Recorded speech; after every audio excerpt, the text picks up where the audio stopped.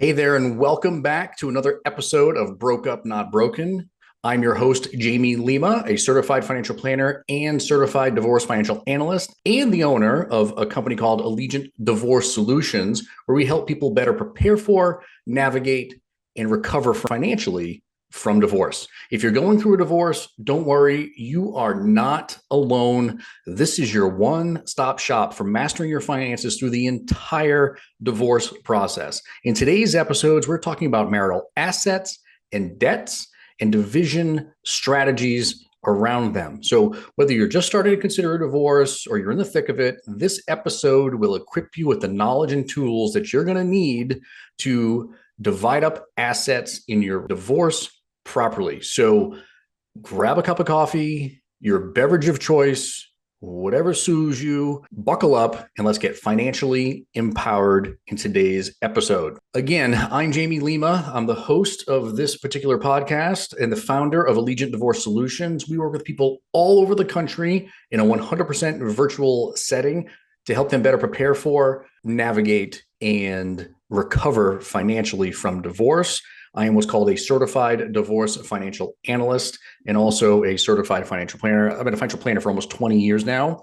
And divorce is one of those things that we deal with all the time. And this is one aspect of divorce that people tend not to understand, even though it would seem that it's a common aspect of divorce that people would want to get wrap their heads around. They just don't. People just don't understand how to divide up assets properly, and they don't understand the tax impact of dividing up assets. They don't understand what the process and procedures.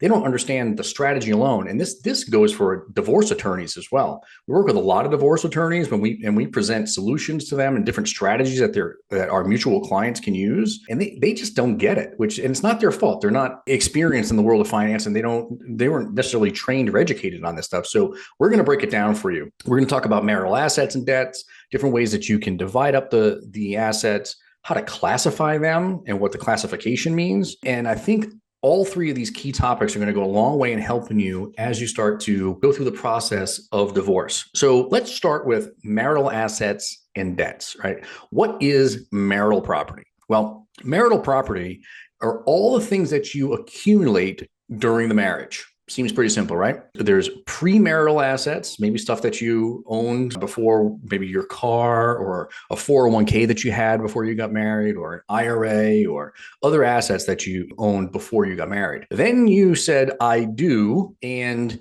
you contributed to your 401k, you put money away in a savings account, you bought a house. Those are all marital assets because they came after I do. Now, you decide that you want a divorce. In most states, when you decide that you want a divorce, you have to file divorce paperwork with the courts. That usually becomes your separation date when you've actually filed for divorce. And that date is incredibly important because that's when the clock starts ticking on post-marital assets, right? So you accumulate stuff before you get married, you say, I do, and then you accumulate stuff during the marriage, and then you say, I don't.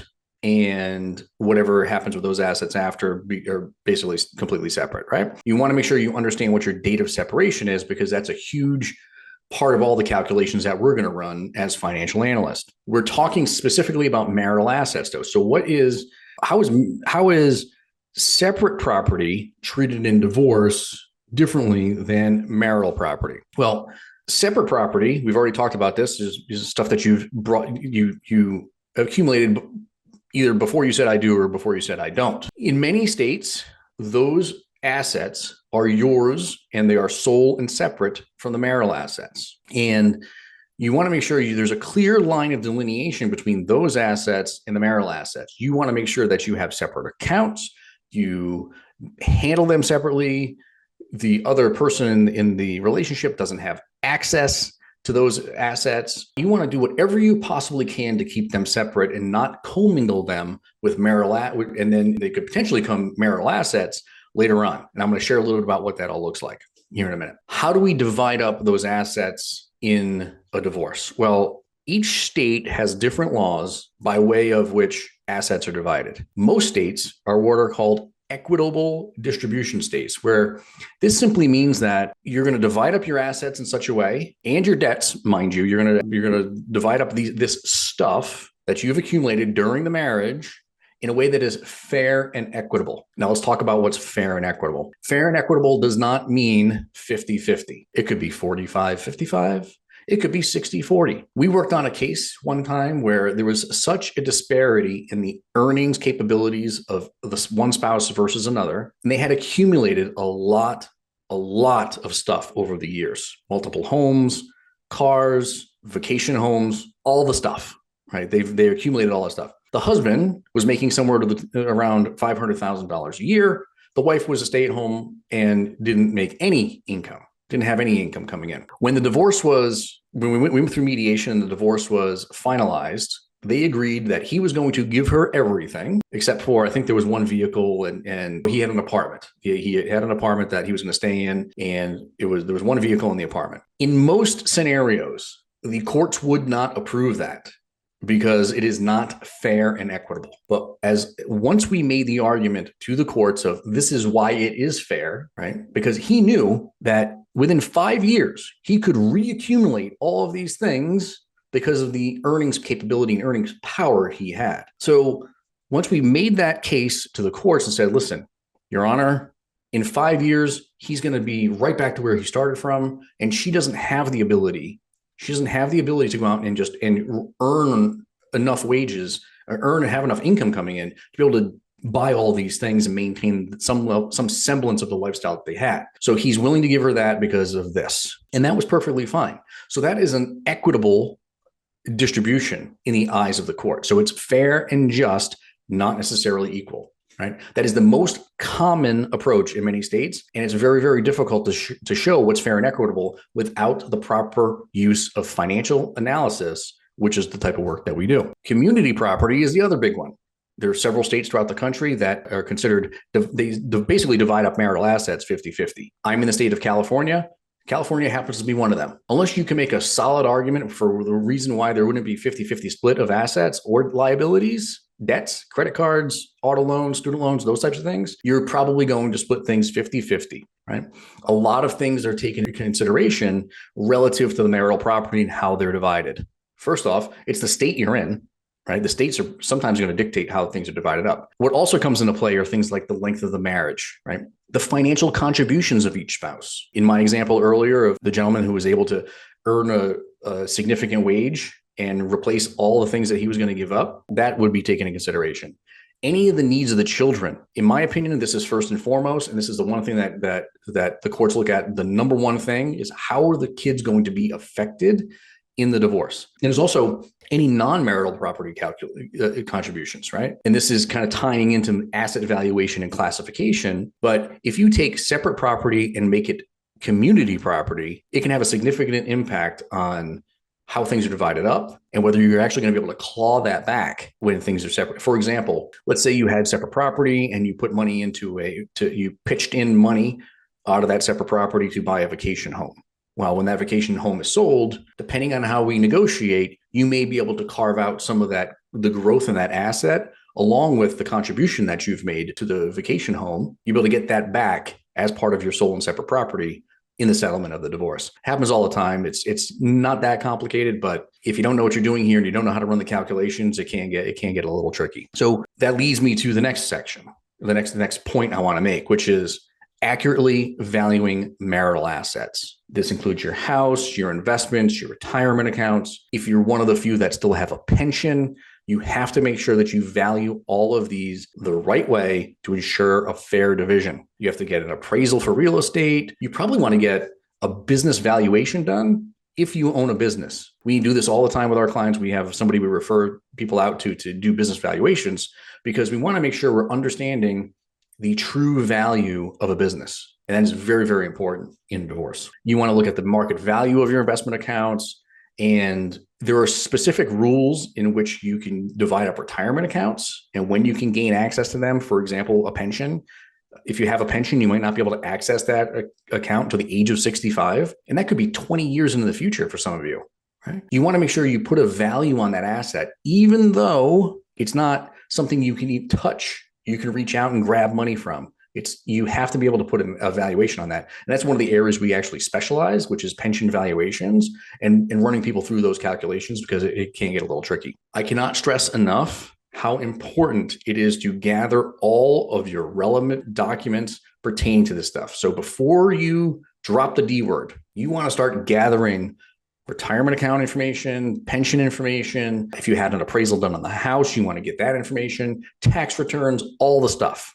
You want to know how much money you inherited, if you received an inheritance, how you use those assets. Remember my example just a short while ago about taking some money out of your separate property and buying a vacation home with your spouse and creating this quasi-marital community property scenario. You want to make sure you have all those records and start gathering those documents, and just document the best you possibly can, because that is going to go a long way in helping you with the negotiation piece. It's all about ensuring you can prove who owns title to things and really trying to validate the argument that you're trying to make, right? So we covered a lot in a short amount of time here, but I really just want to drive home a couple things, right? You have to understand the difference between marital assets, premarital, marital, and post-separation, or the after the I don'ts asset, right? You want to make sure you understand how that all works, when the clock starts ticking on all those, so you can get an understanding of what you might be left with when all is said and done.